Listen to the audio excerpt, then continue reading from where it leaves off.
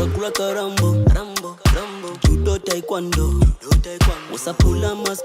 your boy Metsi, Jadori, Factory 265 Media.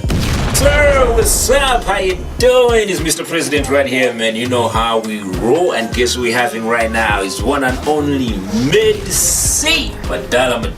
Yeah, chief. Nyaro ruga kumeneko. Clear. Tila wasani mwai.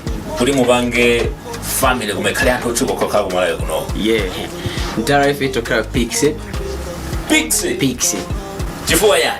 Okay, chifua kuri mziwa gari ya ngozo sako ndakabangana. Kimastena ifatoka hiuko. Yeah. Brother ifatoka busy. Angakutandize bandewa. Brother ndi 6th.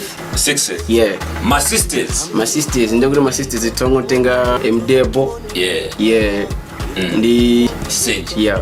Okay. Yeah. Ndekuri aboboye abwanirali na. Ndekuri abwana yose. Chikinga kalenda nasi. Ndekuri chiga ife bamene bondo tangotenga list. Chifua yana sankalisi. List ribasi mzwa gale breaks beautiful. Yeah. All right. Yeah. By the way, you have your EP out. Yeah. You can tell people about the project. Yeah. About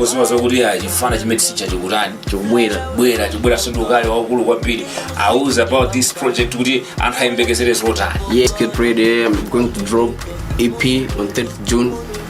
Yeah, this month. And the EP mini makaya upanga pre-order, ni makaya sumtu upanga pre-order, materials na miana jandani nagari aja. It's your boy Metsi, Jadleaf. Boom. Yeah.